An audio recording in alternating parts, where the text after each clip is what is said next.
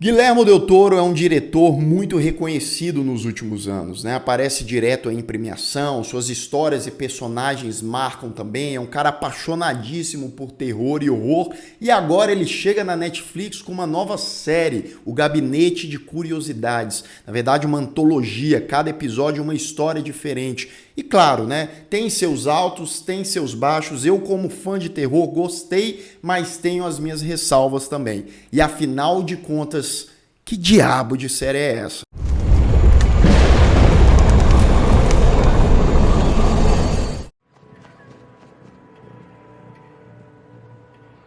Sejam todos muito bem-vindos a mais um Refúgio Cult, meus amigos, para a gente falar sobre uma nova série recente aí da Netflix, O Gabinete de Curiosidades de Guillermo del Toro. Ó, o cara tá com essa moral mesmo, tá? Já fez muita coisa interessante. Algumas coisas do Guillermo del Toro eu não acho, tipo, meu Deus, digno de Oscar, tá?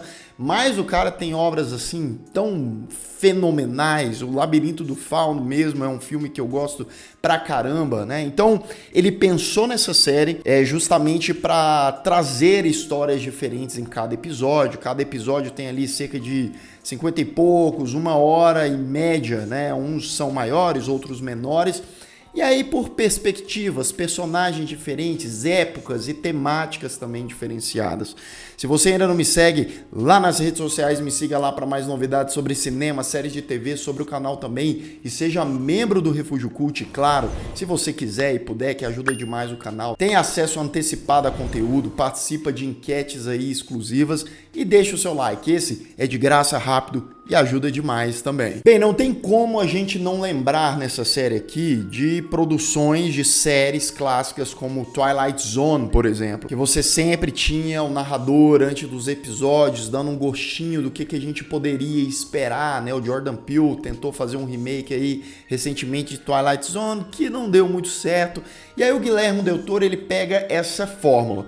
Todo início de episódio do Gabinete de Curiosidades, ele fica ali 30 segundos, 1 minutinho, né? Tem um gabinete grandão ali. Ele tira de uma gaveta e tal algum elemento que vai ter naquele episódio em questão. Ele apresenta essa história, quem vai ser o diretor ou diretora daquela história.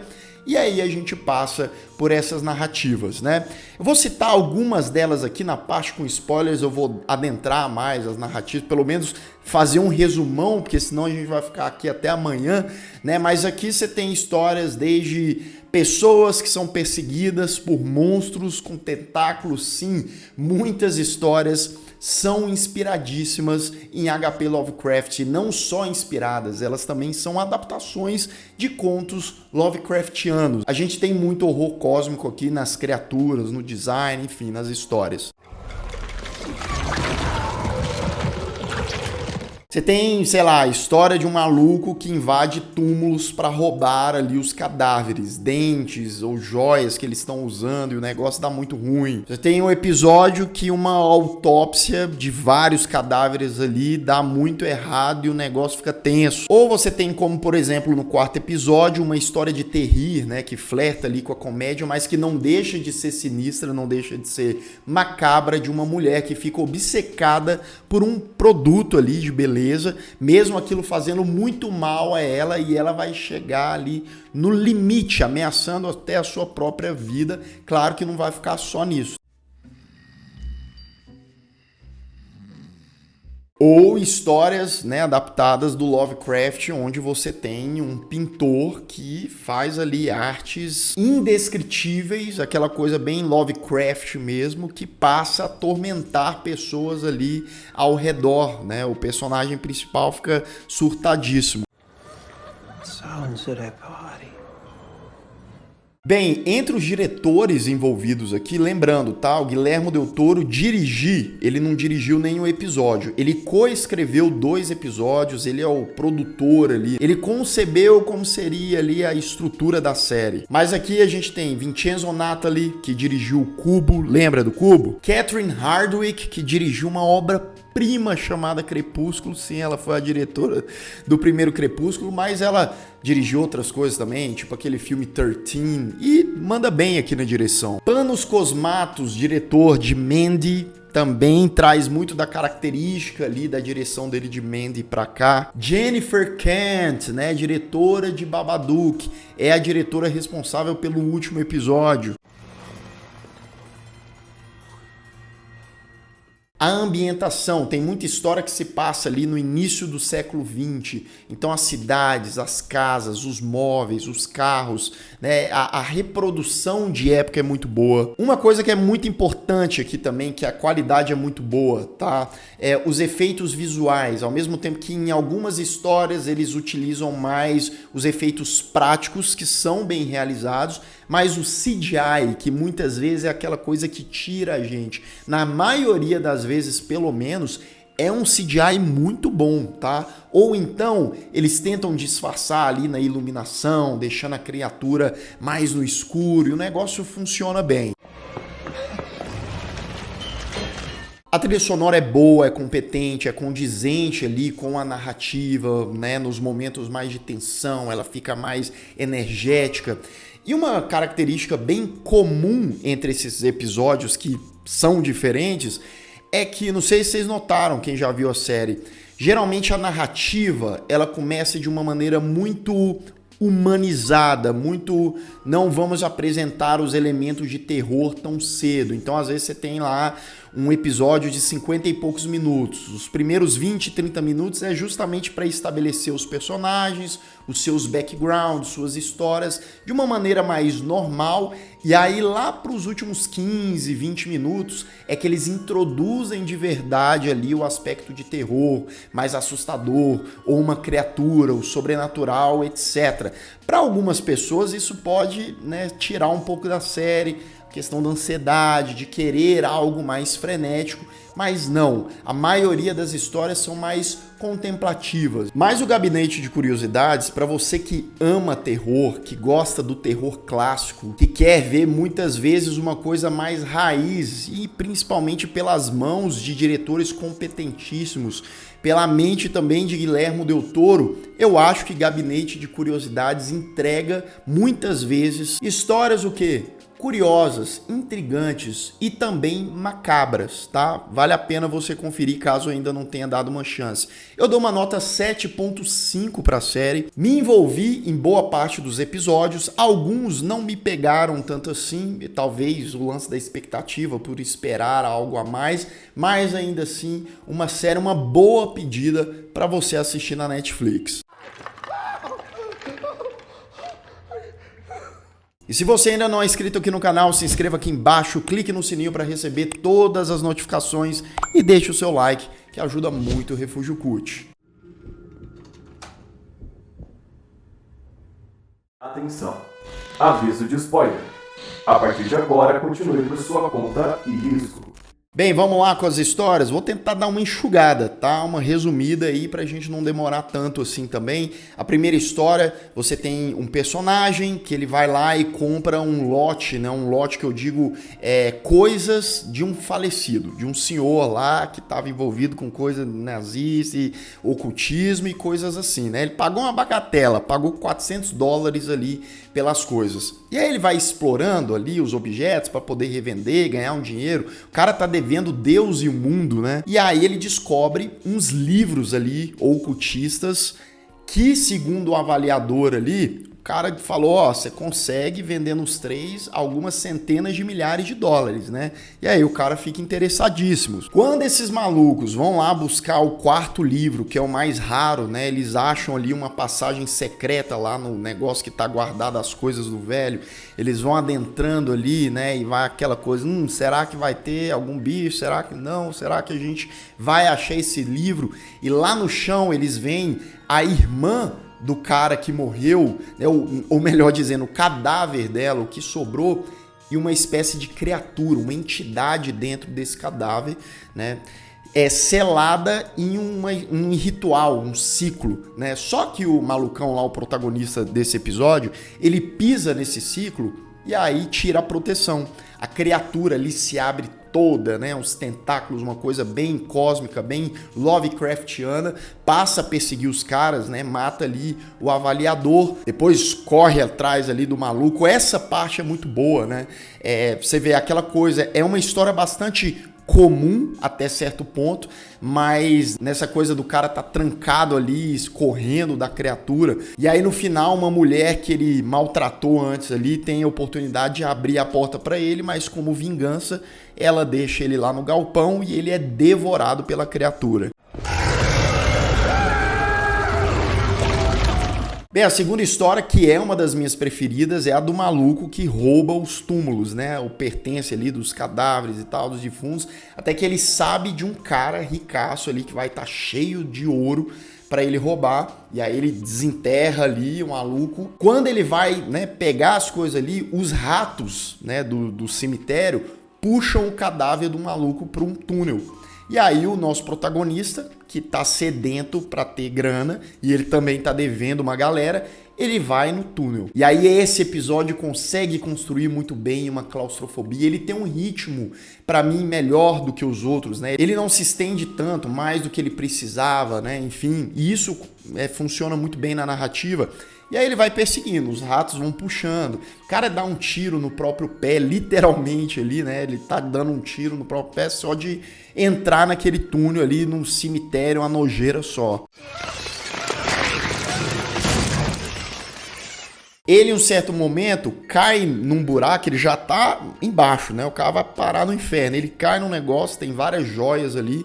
Ele pega um colar de um cadáver que se transforma em um zumbi, que passa a persegui-lo, e agora ele tem simplesmente um zumbi e uma ratazana gigante perseguindo ele. Ele fica encurralado lá uma hora, mas ele consegue se livrar tanto da ratazana quanto o zumbi, né? Cai uma pedra gigante ali na ratazana. E aí quando ele tá subindo, ele acha que tá indo pra saída, mas na verdade ele tá preso ali num caixão, num túmulo, né? Ou seja, ele tá rico, cheio de joia e tal, mas tá preso ali debaixo da terra. E aí o fim do episódio é brilhante, porque no início dele tinha dois rapazes lá também roubando as joias, e esses mesmos rapazes abrem ali o caixão e se deparam com um maluco morto e os ratinhos ali saindo dele, né? Ele tava ali com as suas joias, mas agora sem poder usá-las, sem poder vendê-las. O terceiro, apesar dele, né, demorar um pouco ali no seu primeiro ato e tal, do maluco que é esquisito, que entrou numa mina e a mina explodiu, aí rolou vários cadáveres e já rola aquela coisa de ser algo de outro mundo, né? E aí tem o médico que vai fazer a autópsia desses cadáveres para tentar descobrir o que tá rolando, né? Ele faz em um, faz em outro, é bem feito, né? Até que esse cara que causou ali a explosão e tal, e na verdade foi o ovo dele que causou essa explosão, não me interprete mal, a gente tá falando de um extraterrestre, de um ser de outro mundo, né? Que tomou o corpo de um cara, né? Ele foi perseguido ali na mina, e o negócio explodiu. E aí ele levanta, feito um zumbizão ali, vai atrás do médico, né? Amarra o médico ali e tal, e fala pro médico, né? Ó, agora eu vou tomar o seu corpo. O médico tá com câncer, né? Ele diz que tem cerca de 6 meses de vida e tal, só que o bichão ia passar, porque aquele corpo que ele tava já não dava condições, né? Um veículo já completamente estragado. E aí é uma cena agoniante, né? Porque o próprio bichão vai fazendo a autópsia nele, corta ali a barriga, sai a criatura dele, ele faz um corte no velhinho, no médico, para entrar nele. Só que o médico, ele usa a cabeça, né? Ele fala, eu não vou permitir que isso aconteça. Lembrando, hein? Ele já tá com câncer, já tá, né, próximo a morrer e tal. Ele fala, vou dificultar para esse bicho. Ele pega ali um bisturi, se cega, né, corta ali o ouvido e tal, tenta morrer ou causar o maior dano possível para aquele corpo, para o bicho não conseguir. O bicho entra nele e aí a gente tem uma viagem nessa hora, né? Porque a criatura conversa no interior com o velho, com a consciência, com a mente do velho, o velho falando, ó, tu não vai conseguir, você vai se dar mal, eu gravei a nossa conversa, você contando aí os seus planos. E aí o episódio acaba com um xerife amigo desse médico chegando ali, né, vendo o cadáver dele que tava escrito umas coisas em sangue, né? Queime o meu cadáver para dar fim no bicho. E aí o velho morreu, mas levou junto com ele a criatura também. O número 4 é um que flerta bastante com a comédia, né? Você tem aquela moça mais excêntrica, excluída ali do grupo da galera do trabalho dela, ela gosta de taxidermia, ela é casada, o marido dela gosta dela do jeitinho que ela é e tal, só que ela não tá convencida, ela quer ser ali do padrão e tal, que a televisão pede, que as mulheres lá, as colegas de trabalho pedem e tal.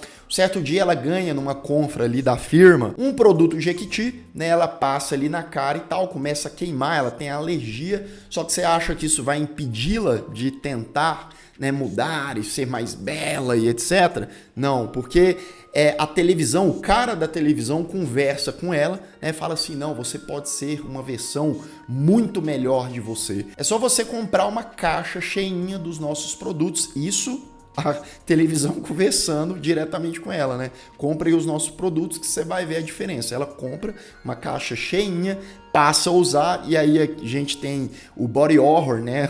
O rosto da mulher queimando em carne viva, o marido dela falando, ó, meu amor, eu gosto de você do jeito que você é, você tá, né? O que você tá fazendo? Você vai acabar morrendo. E a mulher não tá nem aí. E aí o pior acontece, né? Porque os produtos no porão, eles criam vida própria, formam um creme humanoide, né?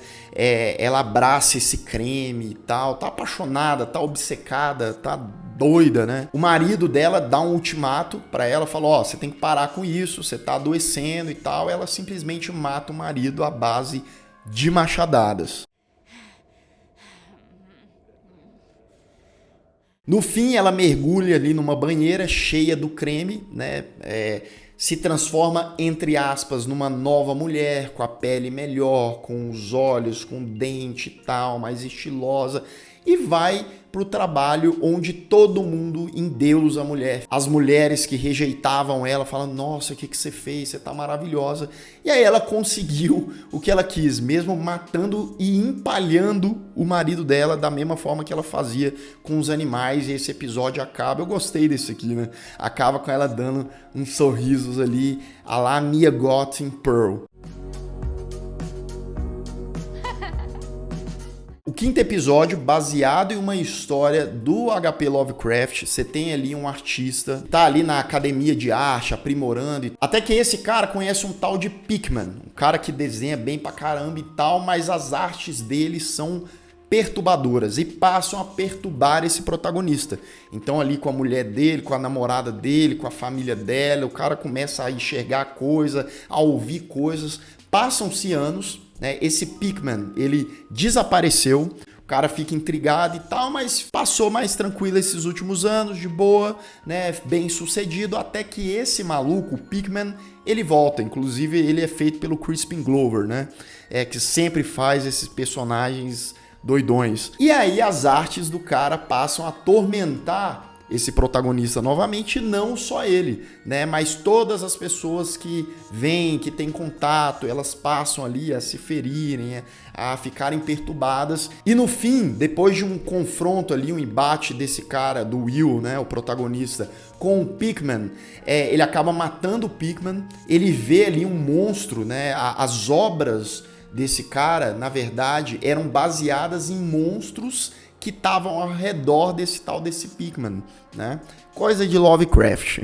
Ele ainda tem a cara de pau de colocar as obras do Pickman para exposição, porque elas chamavam muita atenção, mas aí a galera lá que trabalha com ele vê as obras, surtam, e a família dele, né? A mulher e o filhinho deles. Inclusive a última cena é bastante tensa, bastante bizarra desse episódio, porque o cara chega em casa, a mulher dele tá ali cortando as coisas e tal, tá cortando os próprios dedos, os olhos, e simplesmente botou o filho deles para cozinhar. Vai ser o jantarzinho deles. Um final nada feliz.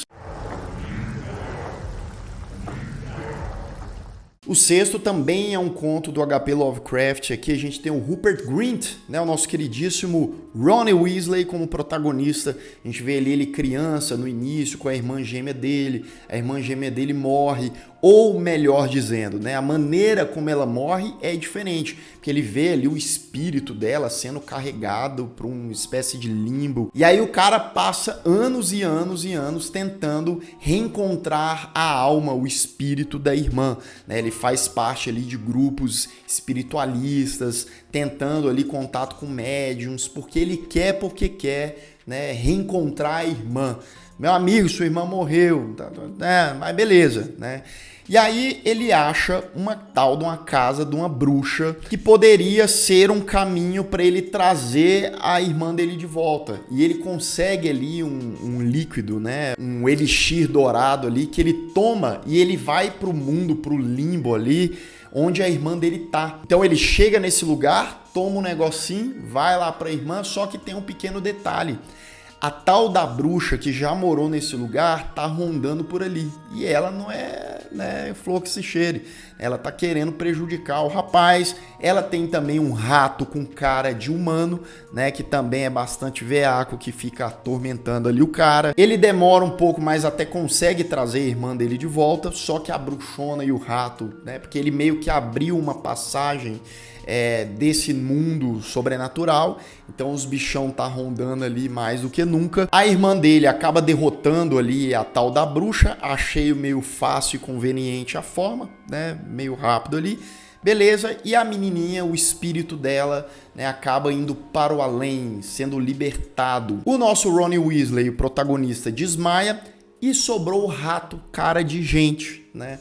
E aí, simplesmente, o final dessa história, o rato, ele entrou no personagem, tomou conta do corpo dele e ia viver, né, como ele. Parece ali a terceira história da autópsia, onde tinha um extraterrestre, tá, um alien tomando conta do cara, né? Basicamente é isso. Essa aqui, vou confessar pra vocês que foi uma das que eu menos gostei.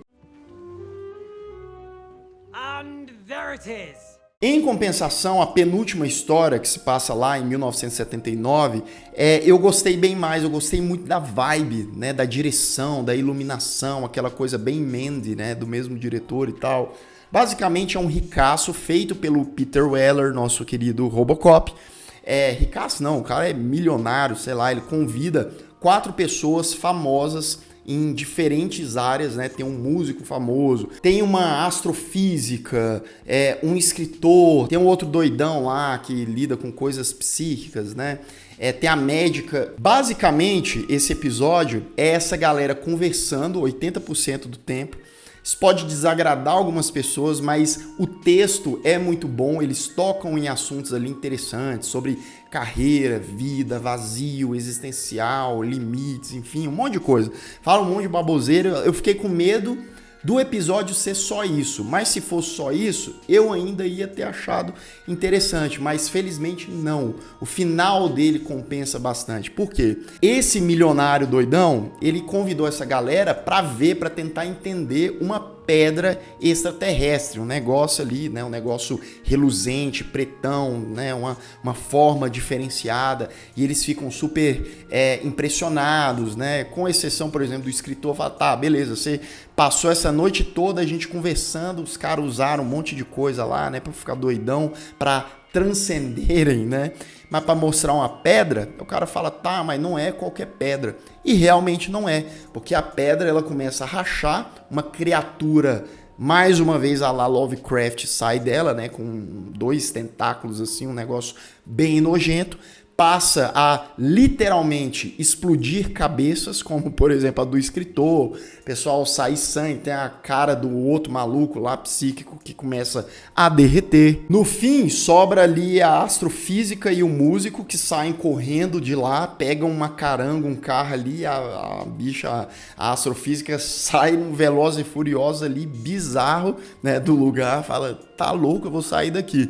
E a médica morre, o monstrão, ele toma o corpo do milionário, né, e aí ele fica um bichão de respeito, meu amigo, ali, né, com os negócios nas costas e tal. O capanga desse cara pega um rifle de ouro, né, e tenta matar ele ali, mas não dá muito certo. A criatura solta uns raios ali e acaba com o bicho, e no final é essa criatura indo em direção à cidade, né, não vai dar muito bom. Por último, a história dirigida por Jennifer Kent, a mesma diretora de Babadook, né? Tem o Andrew Lincoln, do The Walking Dead aqui, Tem a Essie Davis, que é a mesma atriz que trabalhou com a Jennifer Kent lá em Babadook, né? Ela e o Andrew são um casal que tiveram aí uma perda no passado, não tão passado assim. Ela tá de luto, tá bem mais fechada, ele ainda tentando ali, né, trazer mais alegria para a vida da mulher. Eles estudam pássaros, né? Eles são apaixonados por pássaros, inclusive um parênteses. Essa história é de criação do Guillermo del Toro, né? É baseado aí em um conto dele. E basicamente eles vão para uma casa isolada no meio do nada ali para estudar, para filmar os pássaros. A gente vê o drama desse casal, sim. Esse episódio ele é bem mais dramático, né? Ele é bem mais simbólico ali, falando do luto da mulher. Ela passa a ouvir coisas, crianças, passos pela casa. Enquanto ela tá ficando perturbada, o marido não vai entendendo e eles vão se desentendendo, melhor dizendo, cada vez mais. Esse casal, mais pra frente, né? Eu acho, minha opinião, que esse episódio, apesar dele ter dilemas interessantes, ele é um pouco demorado demais, tá? E depois, muito de diálogos entre os personagens e tal, a gente entender do sofrimento deles, a gente descobre que eles perderam uma filha no passado, por isso que ela tá daquele jeito, né, a mulher. E esses espíritos que ela vê ali na casa é de um menininho que foi morto pela mãe lá naquela casa, né? Ele foi morto, afogado e tal, e depois a mãe tirou a própria vida, né? E aí tem muito uma questão de como ela estava sofrendo muito pelo luto da filha, e sofrendo entre aspas, né? Porque ela estava muito retraída, ela nunca tinha chorado pela morte da filha, então ela estava muito sensível àquelas coisas. E no fim, o espírito do menininho meio que se liberta, deixa entender isso. Ela vê lá também a mãe dele, né, se jogando da casa. Aí eu já não sei se ela se libertou, né, porque ela cometeu um crime deveras bizarro. Mas aí finalmente ela aceita o luto, finalmente ela chora pela filha, né? Ela tenta ali reatar com o marido e ficar bem. E basicamente esse é o desfecho dessa última história. Enfim, meus amigos, já falei demais. Esse é o gabinete de curiosidades dele, hein? De Guillermo del Toro. O que você achou da série? Majoritariamente te agradou? Quais foram os seus episódios favoritos? Ou por um acaso você esperava uma coisa e recebeu outra? Acabou se decepcionando? Deixa aqui nos comentários também. E eu vou ficando por aqui. Caso você tenha perdido os últimos vídeos do canal, ó, estão aparecendo bem aqui do meu lado. É só clicar e assistir caso o YouTube não tenha te mandado. Um grande abraço e até mais.